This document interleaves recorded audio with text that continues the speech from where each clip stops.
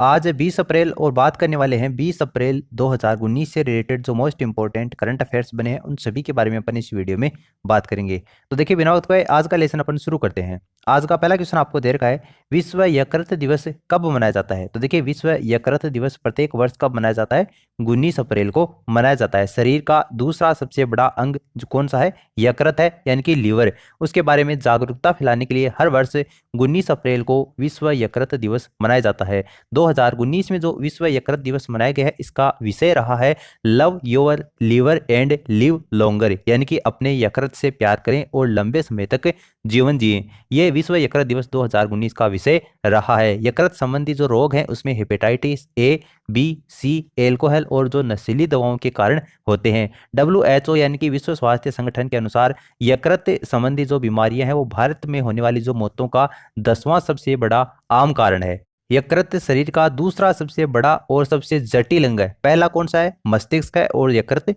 दूसरा है। मनुष्य में यह डायफ्राम के नीचे पेट के दाहिने ऊपरी चतुर्थ भाग के अंतर्गत स्थित होता है और यह हमारे शरीर के जो पाचन तंत्र है उसका मुख्य भाग होता है। तो विश्व यकृत दिवस प्रत्येक वर्ष कब मनाया जाता है, 19 अप्रैल को मनाया जाता है। नेक्स्ट क्वेश्चन आपको दे रखा है, कार और दोपहिया वाहन ऋण योजना जिसका नाम है इंस्टा, ये किसके द्वारा शुरू की गई है। तो कौन से बैंक ने ये योजना शुरू की है, आईसीआईसीआई बैंक इसका करेक्ट आंसर होगा। आईसीआईसीआई बैंक ने कार और दोपहिया ऋण सुविधा जिसका नाम है इंस्टा ये शुरू करने की घोषणा की है, जो कि मौजूदा ग्राहकों को तत्काल मंजूरी पत्र प्रदान करेगा। तो आईसीआईसीआई बैंक क्या होगा, इस क्वेश्चन का करेक्ट आंसर होगा। नेक्स्ट क्वेश्चन आपको दे रखा है, बैंक ऑफ महाराष्ट्र ने एमएसएमई बिल छूट के लिए किस प्लेटफॉर्म के साथ में समझौता किया है। तो देखिए इसका राइट आंसर होगा M1 exchange trades. Bank of Maharashtra ने एमएसएमई बिल छूट के लिए M1 एक्सचेंज ट्रेड यानी कि जो रिसीवेबल डिस्काउंटिंग सिस्टम है उस प्लेटफॉर्म के साथ में समझौता किया है। ट्रेंड्स प्लेटफॉर्म सूक्ष्म लघु और जो मध्यम उद्योग यानी कि एमएसएमई को उनके बिलों को एक नीलामी के माध्यम से प्रतिस्पर्धा दर के ऊपर वित्तपोषित करने के लिए सहायता प्रदान करने वाला एक डिजिटल प्लेटफॉर्म है और इस नीलामी में कई पंजीकृत पूंजीदाता भाग ले सकते हैं। माइंड सॉल्यूशन एक प्रौद्योगिकी कंपनी है जो कि M1 एक्सचेंज ट्रेंड्स प्लेटफॉर्म संचालित करती है। ट्रेंड्स प्लेटफॉर्म का मुख्य उद्देश्य सिस्टम में जो नकदी है उसके निर्बाध प्रवाह को सुगम बनाना और प्रतिस्पर्धी दूर पर पूंजी उपलब्ध कराना ही इसका उद्देश्य रहता है। तो M1 एक्सचेंज ट्रेंड्स क्या होगा, इस क्वेश्चन का राइट आंसर होगा।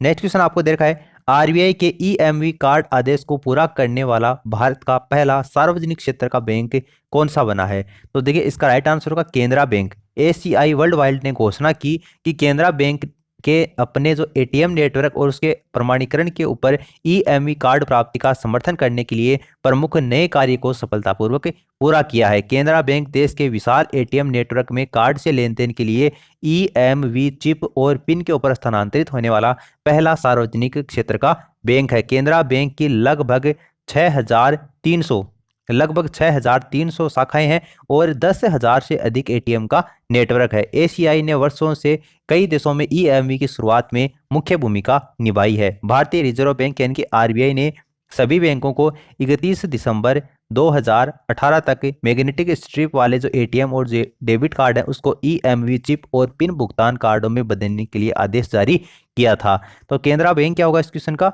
राइट आंसर होगा।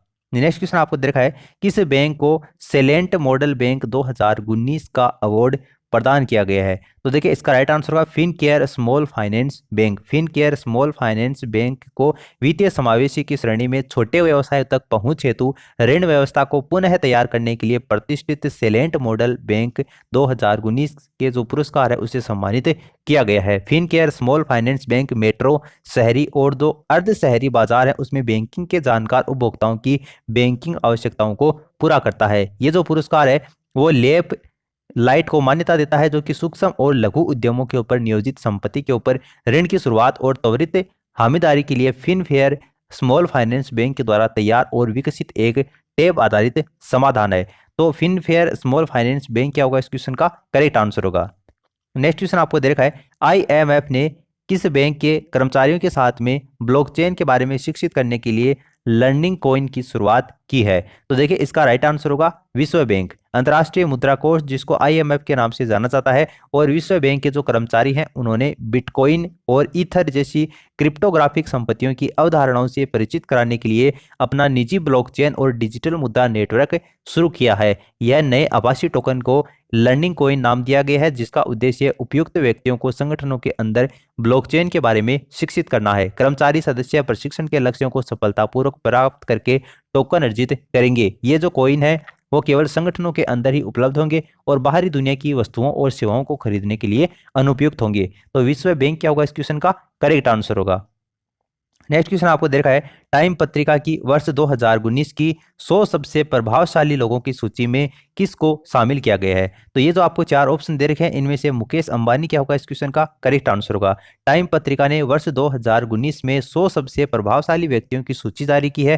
टाइम पत्रिका के अनुसार 3 भारतीय उसमें शामिल हैं, जिसमें मुकेश अंबानी रिलायंस इंडस्ट्रीज के चेयरमैन, अरुंधति काटजू जो कि जनहितवादी हैं, और जो मेनका गुरुस्वामी जो कि LGBTQ और अधिकारियों के लिए लड़ने वाली है, इनका नाम सूची में शामिल किया गया है। इस सूची में भारतीय अमेरिकी कॉमेडियन और टीवी होस्ट जिसका नाम है हसन मिनहाज, उनको भी शामिल किया गया है। अमेरिकी राष्ट्रपति डोनाल्ड ट्रंप भी हैं, इसके अलावा पोप फ्रांसिस हैं, और चीन के राष्ट्रपति शी जिनपिंग भी इस सूची में शामिल हैं। पाकिस्तान के प्रधानमंत्री इमरान खान, प्रतिष्ठित गोल्फ खिलाड़ी शायद आप सभी जानते हैं टाइगर वुड्स, और फेसबुक के जो संस्थापक हैं मार्क जुकरबर्ग, उनको भी इन 100 सबसे प्रभावशाली लोगों की सूची में शामिल किया गया है। तो भारत की ओर से मुकेश अंबानी को इस सूची में शामिल किया गया है। नेक्स्ट क्वेश्चन आपको दे रखा है, गूगल ने कहां पर अपनी पहली अफ्रीकी AI प्रयोगशाला खोली है? देखिए AI का मतलब होता है आर्टिफिशियल इंटेलिजेंस, और ये कहां पर खोली है? घाना के अंतर्गत खोली है। गूगल ने घाना की राजधानी जिसका नाम है अक्रा, घाना की राजधानी जो अक्रा है उसमें अपना पहला अफ्रीकी आर्टिफिशियल इंटेलिजेंस केंद्र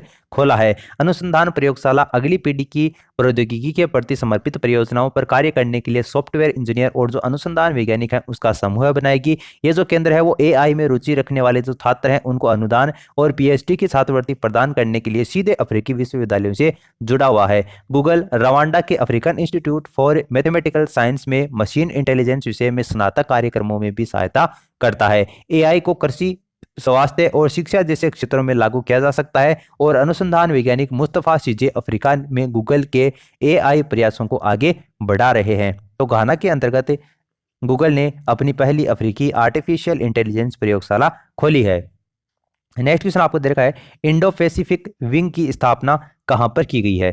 तो देखिए आपको जो चार ऑप्शन दे रखे हैं इनमें से विदेश विभाग क्या होगा इस क्वेश्चन का राइट आंसर होगा। विदेश विभाग के अंतर्गत यानी कि विदेश मंत्रालय उसने विदेश विभाग में एक इंडो पैसिफिक विंग यानी कि भारत प्रशांत प्रभाग की स्थापना की है। इस नए प्रभाग का उद्देश्य उस नीति को एक सुसंगत संरचना प्रदान करना है जिसे प्रधानमंत्री नरेंद्र मोदी ने वर्ष 2018 में सांग्रीला संवाद में व्यक्त किया था। वर्तमान में इस प्रभाग का नेतृत्व संयुक्त सचिव विक्रम दोराईस्वामी करेंगे। भारत प्रशांत प्रभाग का उद्देश्य वर्ष 2018 में सांग्रीला संवाद में प्रधानमंत्री नरेंद्र मोदी के द्वारा व्यक्त भारत प्रशांत नीति की सुसंगत संरचना देने से है। तो विदेश विभाग के द्वारा इसकी स्थापना की गई है। नेक्स्ट क्वेश्चन आपको दे रखा है, किस प्रसिद्ध एप्लीकेशन को गूगल और एप्पल प्ले स्टोर है उससे हटा दिया गया है? तो देखिए उस फेमस एप्लीकेशन का नाम क्या है? टिकटॉक है। शायद आप सभी काम में भी इसको लेते होंगे। गूगल और एप्पल ने इलेक्ट्रॉनिक्स और जो सूचना प्रौद्योगिकी मंत्रालय है उससे जो दिशा निर्देश प्राप्त हुए हैं उसके बाद में भारत में चीनी इंटरनेट कंपनी बाइट डांस के सोशल मीडिया ऐप जिसका नाम है टिकटॉक उसको प्ले स्टोर और जो एप्पल प्ले स्टोर है उससे हटा दिया है। इससे पहले मद्रास उच्च न्यायालय ने केंद्र सरकार को यह निर्देश दिया था कि वह टिकटॉक के माध्यम से अश्लील वीडियो तक पहुंच प्राप्त करने संबंधी चिंताओं के चलते इस ऐप के ऊपर प्रतिबंध लगाए। जिन लोगों के पास में उनके डिवाइस में पहले से ये ऐप डाउनलोड है वे अपने स्मार्टफोन पर इसका उपयोग जारी रख सकेंगे। टिकटॉक छोटे वीडियो बनाने और एंड्रॉयड में उनको साझा करने के लिए iOS और एंड्रॉयड मीडिया एक एप्लीकेशन है। ये जो एप्लीकेशन है वो उपयोगकर्ताओं को 3 से लेकर 15 सेकंड के शॉर्ट म्यूजिक वीडियो और 3 से लेकर 60 सेकंड के शॉर्ट लूपिंग वीडियो बनाने में सुविधा प्रदान करता है। यह एशिया, अफ्रीका और जो अमेरिका है उनके अन्य हिस्सों में कुछ प्रमुख शॉर्ट वीडियो प्लेटफॉर्म है। तो टिकटॉक को फिलहाल के लिए हटा दिया गया है।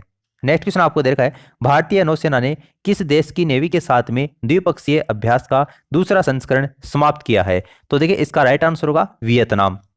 भारतीय नौसेना ने वियतनाम की केमरान खाड़ी में भारतीय नौसेना और वियतनाम पीपुल्स नेवी के बीच में द्विपक्षीय समुद्री अभ्यास का जो दूसरा संस्करण है वो आयोजित किया था। ये जो अभ्यास है वो दक्षिणी पूर्वी एशिया देशों में पूर्वी बेड़े के जहाजों की समुद्र पार तैनाती के एक भाग के रूप में आयोजित किया गया था।